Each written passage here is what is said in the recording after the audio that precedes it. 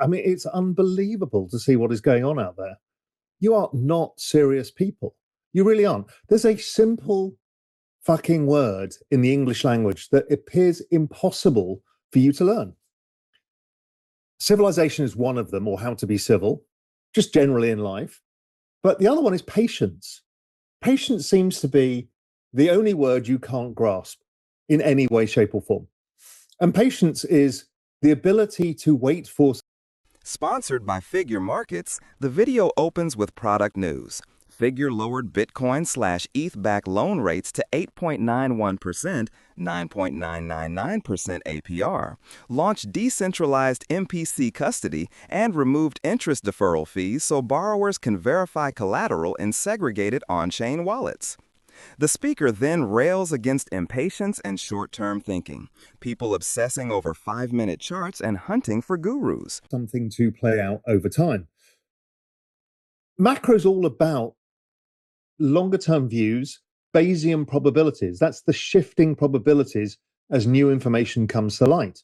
It's that forward path of what becomes reality versus what becomes forecast. So forecast turns into reality based on the information that you get. So when you're adjusting all of these things in real time, there is no perfect roadmap.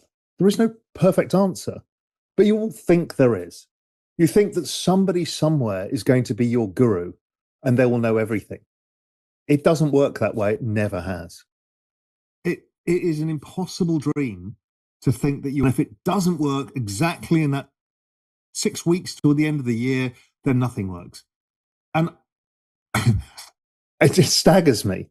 It staggers me. Do you think Stan Druckenmiller thinks that if it doesn't happen by the end of the year, then the trade's shit? No. Is your thesis right? And let it play out how it plays out. So I think one of the things that we realized is how much people struggle with this. How much people struggle to get signal from the noise. Because there you are on X praying that somebody is going to bail your ass out. I see you do it all day. Somebody's going to give you the thing that's going to make you unfuck your future. When unfucking your future is actually a process. It's a simple process of which you do the homework, you listen to people around you, feed. The feed is unique now because it is not only real vision content. So here's a research report by Andrea, Alpha Connect. Let's say you're a pro member. It then filters all of your feed into just your pro content, in addition to all the other content that you get included with your pro membership.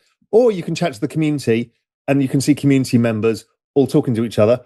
Or you can talk about a particular piece of research. So a deep dive with Jamie Coots. So there's Jamie's research. And then you can then engage in the comments about what people are talking about on Jamie's research. And those are in perpetuity. So you can always go back to it, add the comments. You'll get notifications if somebody else comments on what you're doing. Okay, so it starts to become a really powerful tool. But again, that's just the start of it. We then have the serious value. So we've obviously got the messaging on the platform as well, where you can message other members, talk to each other. But then the power is also this Copilot. So the Copilot is this always-on AI that you can use to ask about anything, including anything on the platform. This is where you find anything. You just say, hey, find me the latest video on this. Or, hey, I want to understand that. Or, what are the best pieces of research on this? Or what was the most popular on that? It'll find everything. So I asked it a few questions earlier, like, why is Rail's banana zone not working? So it comes up with the reasons being, and you can drill on it. And I was like, okay, when's the last piece on SUI? So here are member contents on SUI. These are the trade ideas people published, recent notes, the RAL mode, where you'll be speaking to me, whether it's in voice mode, trained on all of my stuff, where you can have deep conversations. I can even critique your charts, your trade ideas, your notes, your thesis. You just drop them into that. I'll talk about it for you. So that's just the start. We've got basically iterations coming out. We've got some changes coming out on Friday, then another big raft of changes by the 1st of December. But basically every week or two, you'll see changes to the platform as we keep building the functionality and the ideas. And the idea is really goes back to the basic simple stuff, is we're trying to help you not fuck it up, which I know you find incredibly difficult. Those of you who do listen, I appreciate that. And hopefully you feel a little calmer. It's a little easier out there for you in times like this. But others aren't, and also throwing insults online. So if you use that power to get your 50% discount, you might feel you've got something useful. So if you've been standing on the sidelines, new platform rolls out, 50% discounts or up to 50% discounts, a shit ton of opportunity there to help you in that journey, which is what we're trying to do, is unfuck all of our futures and get you there in the end. But overall, the point is, I might insult you for being moronic, whinging ninnies, or all of the Philistines, all of these things, but it's only because I love you and I want to come with you on the journey to realize we're all humans, right?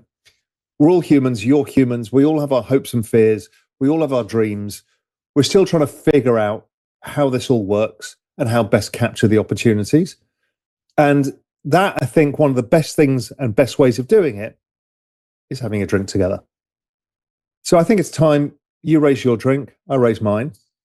In like Australia and the UK, etc., was really rum and lime juice, so people didn't get scurvy, and they also had the courage.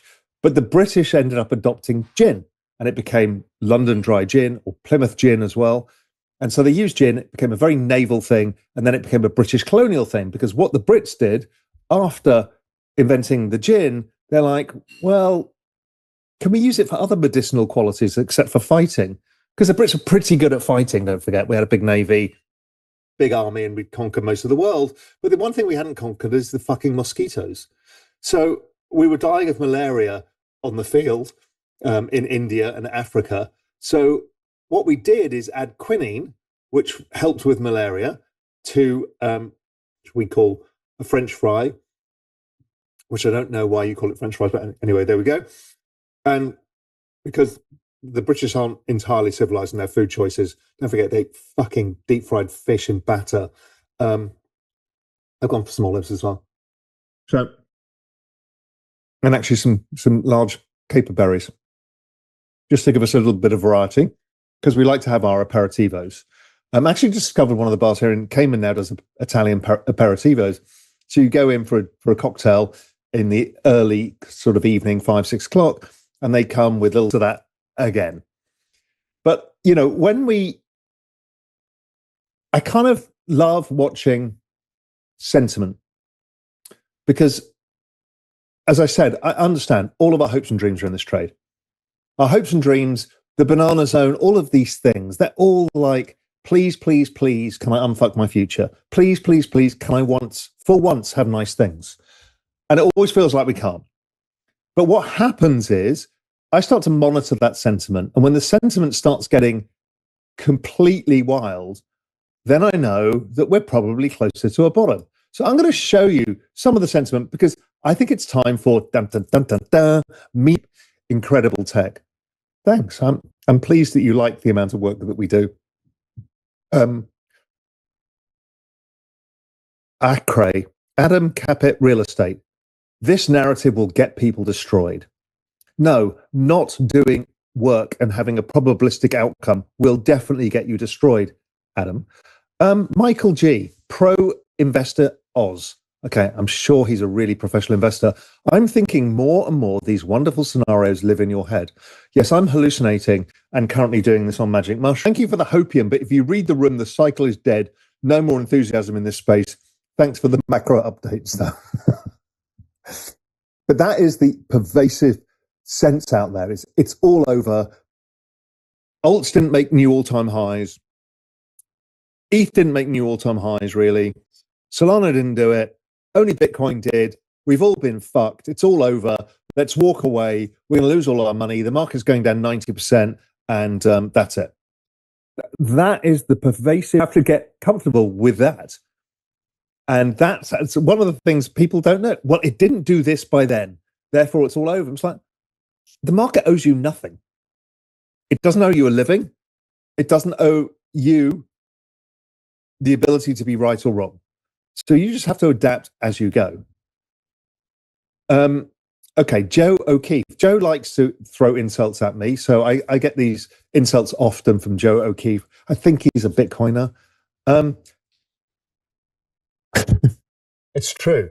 Bitcoin is a salty, salty old dogs. As expected, the inverted banana is playing out exactly as predicted. A clown. Thank you. So how I deal with this is my favorite quote of any author, which is Hunter S. Thompson. And Hunter S. Thompson said, you buy the ticket, you take the ride. And that's the way you got to go through life. Life comes at you, markets come at you, things happen. They're not in your control. And what you do is how you deal with it. That your mental aptitude, your mental flexibility, and your ability to adapt and thrive. Oh, wow. Look at this. I haven't got through one. And my lovely blonde assistant has now, or accomplice, in fact, has now brought me another one so I can drink faster. So buy the ticket, take the ride. It is a great way to think about life in itself. You've got other events going on in Sydney on the 20th of November. We've got, I think, our second largest community in the world is Australia. The Aussies are fantastic community. I've got to get back out to see you guys soon.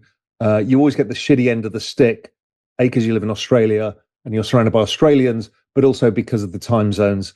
I keep mentioning it to Nico, we've got to make sure we do stuff early enough in the morning, late enough in the afternoon for you guys, because I really appreciate how loyal and enthusiastic and brilliant you guys are. The event, unfortunately, sold out, which is with the BTC markets and Real Vision putting a great event on together.